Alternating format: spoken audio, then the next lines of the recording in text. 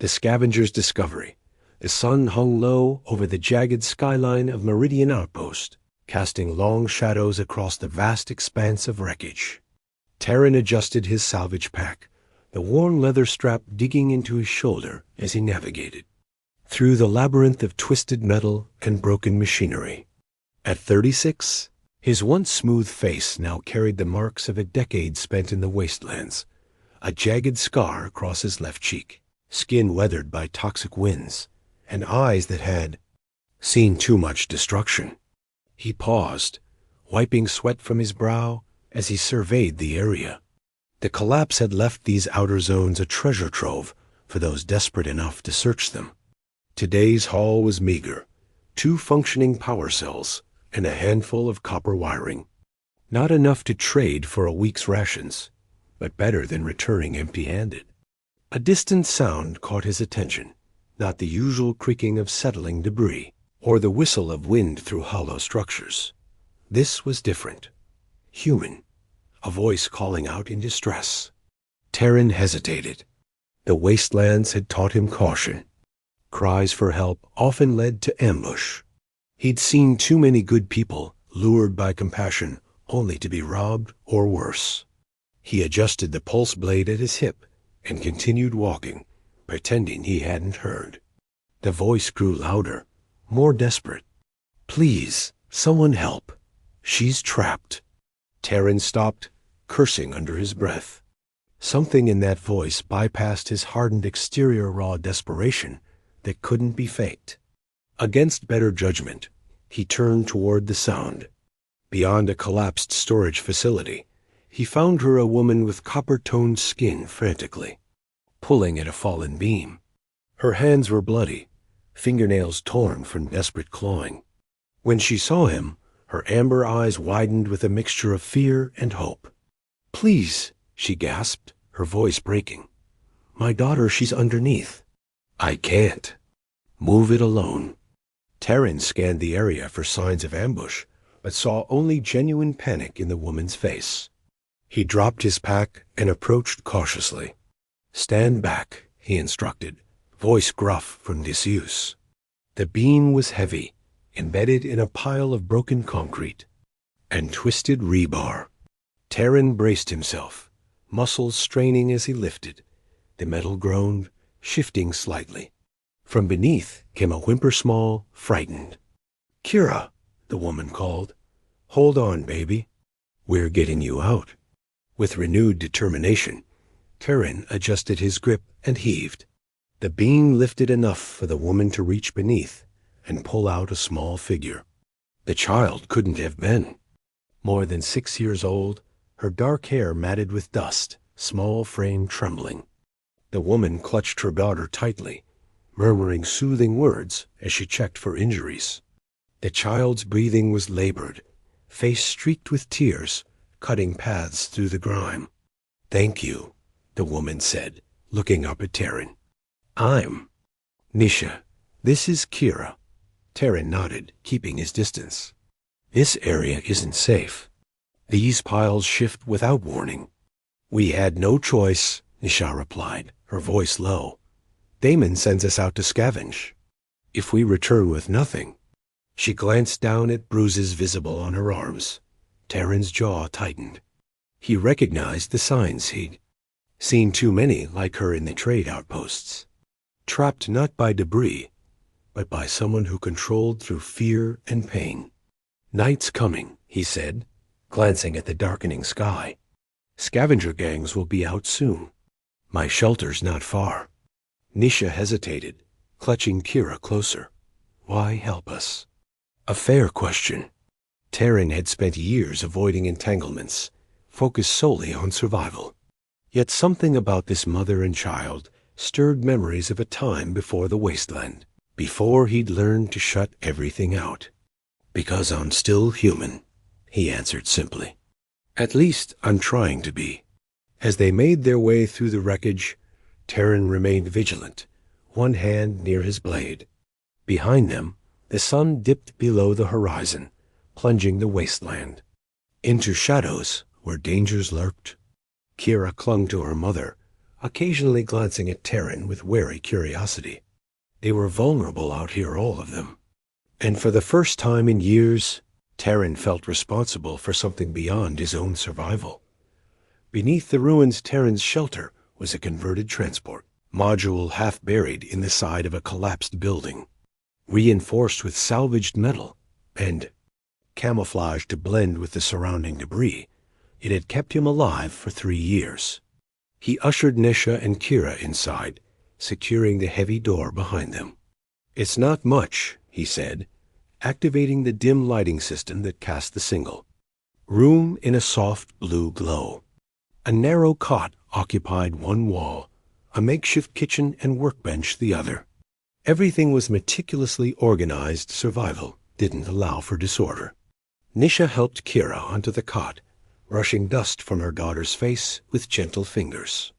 The child's breathing had steadied, but her wide eyes darted around the unfamiliar space. "Let me see her," Terran said, approaching with a medical kit he'd retrieved from a storage compartment. Nisha tensed instinctively, but allowed him closer. Kira had suffered minor cuts and bruising, but most concerning was her labored breathing. "Dust in her lungs," Terran explained, preparing a breathing mask connected to a small filtration unit. "This will help." As Kira breathed through the mask, color gradually returned to her pale cheeks. Terran turned his attention to Nisha, offering a clean cloth and antiseptic for her torn hands. "You mentioned someone named Damon," he said quietly, careful not to disturb Kira, who was drifting to sleep. Nisha's expression hardened. "He found us after we fled the eastern settlements when the radiation storms hit. Offered protection shelter." She laughed bitterly. "I didn't realize the price until it was too late. Now he owns us. He forces you to scavenge every day, deeper into dangerous zones. If we don't bring back enough ... She glanced at her daughter. "He threatens Kira, says he'll sell her to the labor camps." Terran's hands clenched. "The wastelands." Bred cruelty, but using a child as leverage crossed a line that ignited something long dormant within him. "How long?" he asked. 2 years. I've tried leaving before. He always finds us." Nisha's voice dropped to a whisper. "He has connections with the Meridian guards. They turn a blind eye." Terran offered her water and a portion of his ration synthetic. Protein that tasted like nothing, but provided necessary nutrition. She ate sparingly, saving most for Kira. "You should rest," he said, preparing a makeshift bed from spare blankets on the floor for himself. "You're safe tonight?" As Nisha settled beside her daughter, Terran sat by the door, checking his weapons. Outside, the wind carried the sounds of distant machinery and occasional shouts, the nocturnal activity of those who preferred darkness. "Why did you really help us?" Nisha asked softly across the dimly lit room. Terran was silent for a long moment. "Before the collapse, I had a family, wife, son." The words felt strange in his mouth after years of silence. "They didn't make it when Meridian fell." "I did. Sometimes I wonder why." Nisha studied him in the blue light. "You're a good man, Terran." "No," he replied. "Just trying not to be a bad one." As night deepened, Terran remained vigilant, listening for any sound that might signal danger. In the quiet moments between watchful scanning, he found himself watching Nisha's gentle breathing, the protective arm she kept around Kira, even in sleep. For the first time in years, his shelter felt like more than just a place to survive. It felt almost like a home. Sanctuary and Steel 3 days passed in Terran's shelter. Kira's breathing improved, and color returned to her cheeks. She remained quiet, speaking only to her mother, watching Terran with cautious eyes as he repaired equipment or prepared meals. On the 3rd evening, as Terran demonstrated how to disassemble and clean a small power converter, she edged closer. "What does this part do?" she asked, pointing to a glowing component. Terran glanced up, surprised by her voice. "That's the energy regulator. It keeps the power flowing steadily instead of all at once. He handed her a small tool. Want to help? Kira looked to Nisha, who nodded encouragingly. Soon, small fingers were carefully removing components under Terran's guidance. You're good at this, he said as she reassembled the device perfectly. Quick. Learner. A small smile broke across her face, the first he'd seen, transforming her from a wary survivor into simply a child. After Kira had fallen asleep, Nisha joined Terran by the workbench where he was inventorying supplies.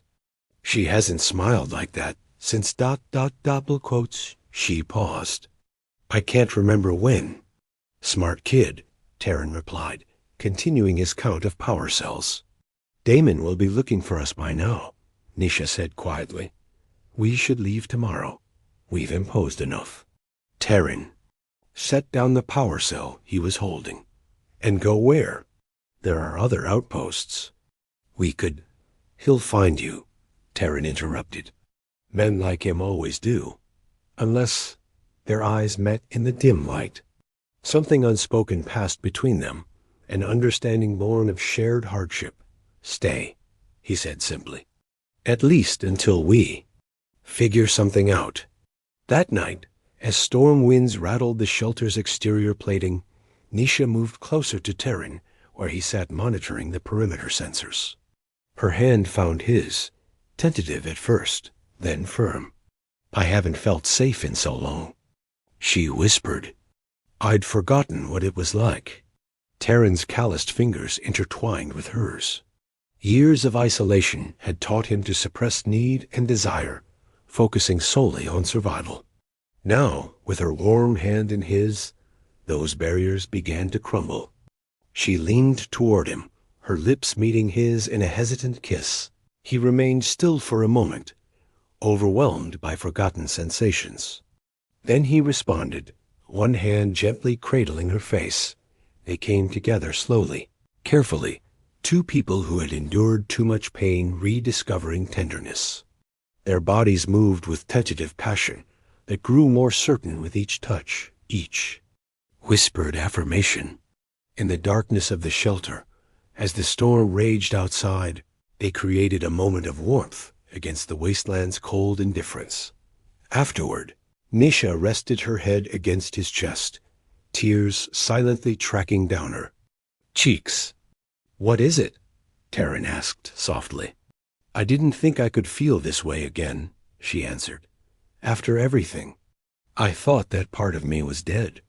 Terran held her closer, feeling something inside himself awakening too, something he'd thought, buried beneath the ruins of his former life. Morning brought reality back into sharp focus.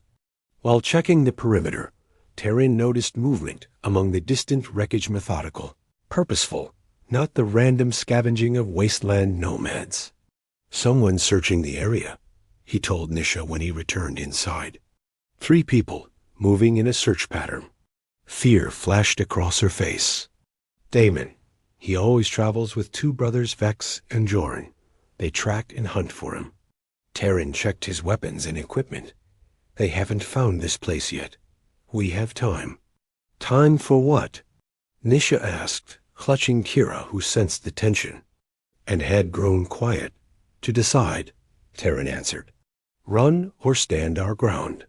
The hunter's shadow, they prepared quickly, packing essential supplies and weapons. Terran accessed a hidden compartment beneath his workbench, revealing a cache of items he'd collected over years: emergency rations, medical supplies, and ammunition. We could try for the northern territories, Nisha suggested.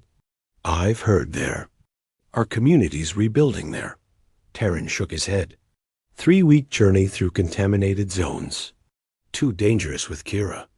He unfolded a weathered map. There's another option. Trading outpost in the old mining district. I have contacts. There, people who owe me favors. A proximity alert beeped softly. Motion sensors triggered at the perimeter. Terran moved to the small view screen mounted near the door. 3 figures were approaching, methodically checking each potential shelter. They found us faster than I expected. he muttered. Nisha clutched Kira tighter. He always does. Terran considered their options. The shelter had a concealed emergency exit that led through a narrow passage to an abandoned underground transit tunnel. They could escape unseen, but would be vulnerable in the open wasteland. Take Kira through the back passage, he decided. Wait for me at the junction marker. If I'm not there in 30 minutes, follow the tunnel east. It leads to a trader outpost. Nisha grabbed his arm. What are you going to do? Buy you time. He checked his pulse blade and handgun. Maybe end this. He's dangerous, Terran. He enjoys hurting people. Fear made her voice tremble. So was I. Before. He touched her face gently. I didn't survive this long by being easy to kill. As Nisha prepared to leave with Kira, the child broke away and ran to Terran, wrapping her arms around his waist in a fierce hug. Surprised, he knelt to her. Level. Be careful, she whispered, her first direct words to him. Something shifted in Terran's chest, a fierce protectiveness he hadn't felt since before the collapse. I will. Take care of your mother. After they disappeared through the concealed exit, Terran prepared. He disabled the shelter's power systems, except for essential security, plunging the interior into darkness. He positioned himself in shadows near the entrance, and waited. The door shuddered as someone attempted to force it open. A voice called out smooth, almost pleasant. I know you're in there with what belongs to me. Open up, and maybe we can discuss terms. Terran remained silent. Another voice, harsher. Just blast the door, Damon. We're wasting time. Patience, Vex. Property damage is so unnecessary when people can be reasonable. The door mechanism sparked as they overrode the lock. Slowly, it slid. Open. A tall figure stepped inside Damon, Terran presumed. Well-dressed despite the wasteland conditions, with an air of cruel confidence. Hello? Anyone home? Damon called into the darkness. I'm just looking for my family, a woman and child. Perhaps you've seen them? Terran moved silently behind him, pulse blade activated. They're not your family, he said quietly. Damon spun. Around surprisingly fast. A shot from his weapon grazed Terran's shoulder, burning through fabric to skin. Terran lunged forward, driving Damon back against the wall, blade hovering near his throat. The other two men rushed in, weapons drawn. Terran used Damon as a shield. Tell your dogs to back off, Terran growled. Damon smiled, seemingly unperturbed by the blade at his neck. You have something that belongs to me. People don't belong to people, Terran replied. Not anymore. Everything belongs to someone in this world, Damon countered. You just need the strength to claim it. His eyes narrowed. Where are they hiding? Far from you, Terran said, and that's where they'll stay. Damon's pleasant facade cracked. Do you know how long I've invested in training that woman? How much potential value that child represents in the labor markets? You're stealing from me. You can leave now, Terran offered. Walk away. Find someone else to terrorize, Damon laughed. That's not how this works. I always recover what's mine. The standoff stretched taut as a wire. Terran knew he couldn't maintain this position forever. Eventually, Damon's men would find an opening. What's your name? Damon asked conversationally. Terran. Well, Terran, I respect a man who fights for what he wants. But this isn't your battle. I'm making it mine. A subtle nod from Damon was all the warning Terran received before one of the men fired. The blast caught him in the side, sending him staggering. Damon broke free, drawing his own weapon. Pain blazed through Terran's body, but survival instinct took over. He dropped and rolled, firing his handgun. One of Damon's men fell. The second rushed him, knife extended. Terran caught his wrist, redirecting the blade into the attacker's own chest. Damon watched, expression calculating. Impressive. Former military? Taryn didn't answer, trying to stem the bleeding from his side. "You could work for me," Damon offered. "Better than dying here." "Not interested," Taryn managed, raising his weapon again. Damon fired first. The shot knocked Taryn back against the wall, vision blurring. He heard footsteps approaching, felt Damon standing over him. "Where are they?" Damon demanded Dot through fading consciousness. Taryn activated the emergency protocol on his wrist device. Shelter's self-destruct sequence. Red lights began flashing. "What did you do?" Damon asked, sudden alarm in his voice. "Gave them ... a head start," Taryn whispered as the countdown began. Beyond the wasteland, Nisha heard the explosion from the yaw. Tunnel junction, a distant rumble that sent dust cascading from the ancient ceiling. Kira clutched her hand tighter, eyes wide with fear. "Was that?" She began. "I don't know," Nisha answered, fighting back tears. 30 minutes had passed. No sign of Taryn. They continued through the tunnel, following Taryn's instructions. The passage gradually widened, emergency lights still functioning after all these years, casting everything in dim red. Kira remained silent, but her grip on Nisha's hand never wavered. After what seemed like hours, they reached a maintenance door. Beyond it lay another series of tunnels, these better maintained. Signs of recent human activity, footprints, discarded. Packaging gave Nisha hope they were approaching the trader outpost. Taryn had mentioned Dot as they rounded a corner. Kira suddenly stopped. "Listen," she whispered. Footsteps echoed in the tunnel behind them. Nisha pulled Kira into a shadowed alcove, heart pounding. The footsteps grew closer, uneven, labored. A figure appeared in the dim light, leaning against the wall for support. "Taryn!" Kira broke free from Nisha's grasp, running toward him. He was badly wounded, clothes scorched and torn, blood seeping through makeshift bandages at his side and shoulder. But alive. He dropped to one knee, catching Kira in a one-armed embrace. Nisha rushed forward, supporting him as he struggled to stand. "Damon?" she asked, fearing the answer. "Gone," Taryn replied, his voice rough with pain. "The shelter, too. But he won't be following." They continued more slowly now, Taryn leaning heavily on Nisha. He directed them through a series of turns, until they reached a heavy metal door emblazoned with faded lettering, Southern Transit Authority. Beyond the door lay the outpost, a sprawling network of old transit platforms converted into a trading hub. Unlike the desolation outside, here life flourished in its own desperate way. Vendors hawked salvaged goods, medics offered treatments, and guards maintained a semblance of order. Taryn led them to a small medical station, run by an older woman with sharp eyes and steady hands. "Valerie," Taryn greeted her. "Need help." The woman assessed his injuries with professional detachment. Plasma burns. Internal bleeding. "You've looked better, Taryn." "Been better." While Valerie treated Taryn's wounds, Nisha and Kira huddled nearby, overwhelmed by the noise and activity after days in isolation.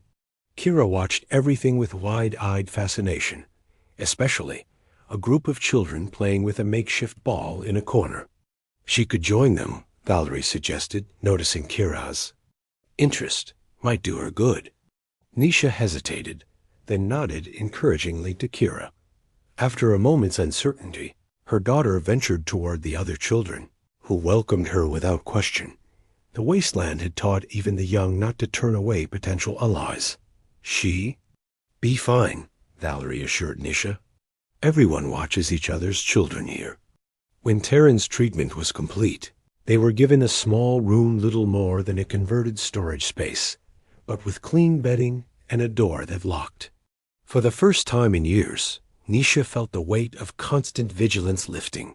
That evening, as Kira slept soundly after playing with her new friends, Nisha and Taryn sat together on the edge of the narrow bed. "What happens now?" she asked, fingers gently tracing the fresh bandages on his shoulder. We rest, heal. He covered her hand with his. Then we decide. Decide what? Whether to stay here or try somewhere else. There's talk of communities rebuilding in the south. Places where children can grow up without learning to scavenge first. Nisha leaned against him, careful of his injuries. I never dared think that far ahead. Just surviving each day was enough. That's not living, Taryn said softly. That's just not dying. She kissed him then, gently at first, then with growing intensity. His arms encircled her, pulling her closer despite the pain it must have caused. I thought I'd lost you, she whispered against his lips. When I heard the explosion, ... Found something worth surviving for, he replied. They came together more urgently this time, necessity and desire intertwined. In their small sanctuary, they reaffirmed life amid a world of ruins, each touch a promise that tomorrow might hold more than mere survival. 2 weeks later, they stood at the southern gate of the outpost. Taryn's wounds had healed enough for travel, and they had traded salvage for supplies, food, water purifiers, medical kits. A small group of families was departing for the southern settlements, offering safety in numbers. Kira held both their hands, swinging between them with newfound energy. She had flourished in the outpost, making friends, learning from the community's teachers. Now she chattered excitedly about the journey ahead. Will there be trees? She asked. Real ones, not the dead ones? I've heard there are, Taryn answered. And clear water. Fields where food grows from the ground instead of processing vats. Nisha squeezed his hand, still sometimes unable to believe this new reality. Are you sure about this? Your life was here. No, Taryn corrected her. I existed here. There's a difference. As they joined the caravan heading south, Taryn glanced back once at the wasteland that had been his home for so long. The jagged skyline of Meridian Outpost was barely visible. In the distance, half swallowed by the ever-present dust clouds, he felt no regret, only a quiet certainty that whatever lay ahead, hardship, danger, or peace, they would face it together. 3 people who had found each other amid wreckage, forging something stronger than survival from the ruins of the old world. Kira tugged at his hand, pointing excitedly at something in the distance. Look, is that green? On the far horizon, beyond the wasteland's edge, a faint line of verdant color stretched across the landscape, the beginning of the recovered territories, where life was slowly reclaiming what had been lost. Yes, Taryn said, a smile spreading across his face. That's green. They walked forward together, leaving the wreckage behind.